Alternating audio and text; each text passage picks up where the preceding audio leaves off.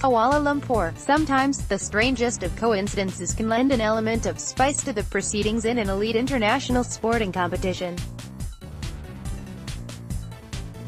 So it was that, on a day when India's iconic Saina Nehwal sailed through to the second round of the $750,000 Malaysia Open badminton championships, even as her compatriot, Verma was shown the door in his lung opener.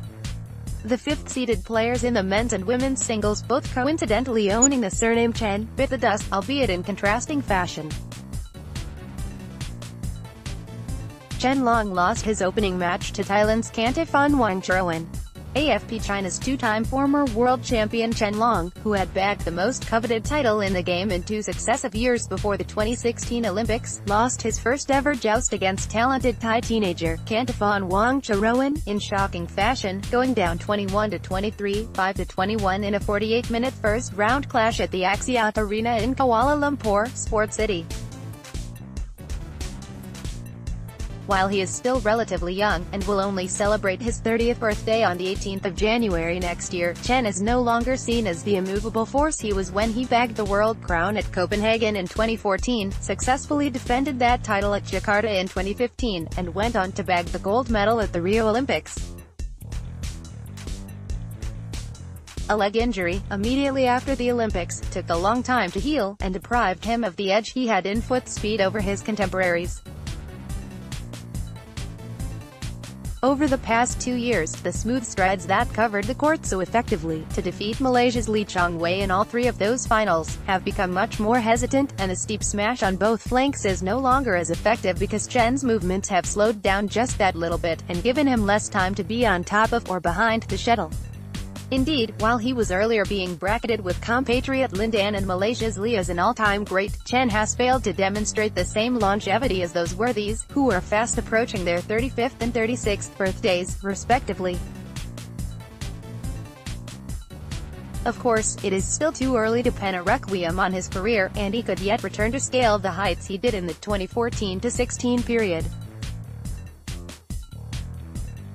However, several younger players like Japan's Kento Momota, India's Kidambi Srikanth, Denmark's reigning world champion Victor Axelsen and the new kid on the block, Wangcharoen, among others, are bound to make it much more difficult in future for Chen Long to grab the titles that matter.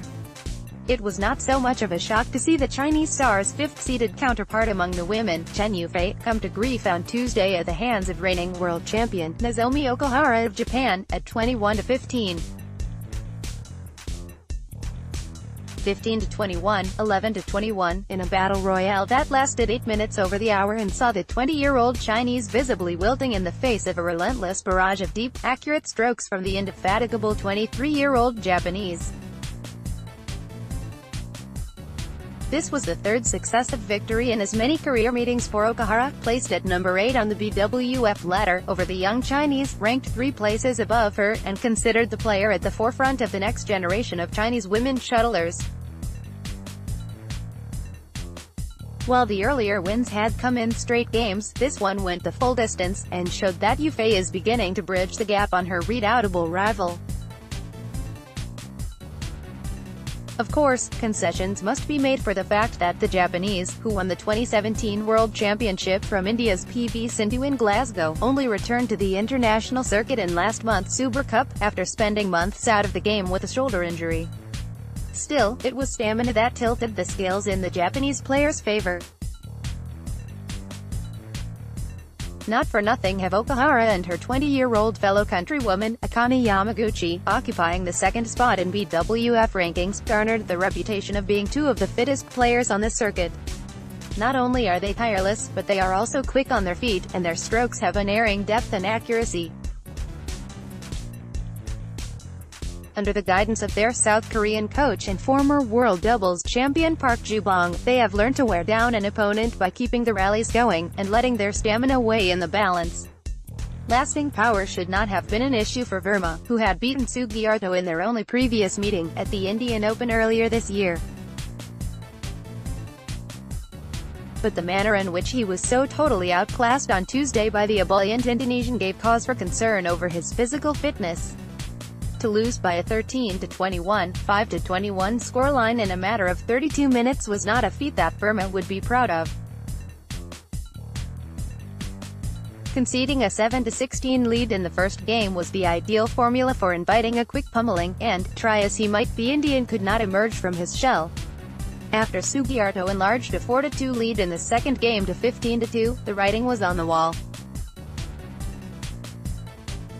The redeeming factor, for India, on a day when their two mixed doubles pairs were ruthlessly cut down to size, was the smooth, confident manner in which Saina claimed her 7th consecutive victory over Ye Pui Yin, to take her career head-to-head tally against the Hong Kong player to 8-2. Saina took 42 minutes to put the issue beyond doubt by a 21-12, 21-16 margin. The unseeded Indian, ranked 10th in the world, has on Wednesday a day's rest, during which to reflect on the manner in which she can reverse a lengthy losing streak against the obdurate Yamaguchi. The Japanese youngster had a harrowing time against Indonesia's Dinar Daya before she could come through by a 17-21, 21-12, 21-13 scoreline in 46 minutes. But the fact remains, she did come through. Yamaguchi had literally performed a Houdini act against Saina in the Japan-India Uber Cup clash last month when she trailed 16-20 in the decider of their utterly absorbing contest. Somehow, the Japanese found the mental strength and gumption against one of the most implacable fighters on the women's circuit, and reeled off the final half-dozen points, to leave the Indian heartbroken and nursing her 5th consecutive loss in 6 meetings against the pint-sized Fukui native. While India had contrasting results in the singles events on Tuesday, the country's two mixed doubles combinations collectively lasted less than an hour against far higher-ranked opposition. Their abject capitulation brought the curtain down on the nation's participation in the mixed event. Pranav Jerry Chopra and Ensiki Reddy found the 4th-seeded Chinese pair of Zheng Siwei and Huang Yakong far too good for them, and surrendered at 16-21, 12-21 in 1 minute over the half-hour mark. Rohan Kapoor and Kuhu Garg were treated with scant respect by 8th-seeded He Jiting and Du Yu, and were ejected from the competition by a 21-9, 21-10 scoreline. Wednesday will find 3 Indian singles players and 1 men's doubles pair attempting to vault their opening hurdles. 3rd seed PV Sindhu takes on Japanese left-hander Aya Hori, to whom she has never lost in 3 earlier meetings.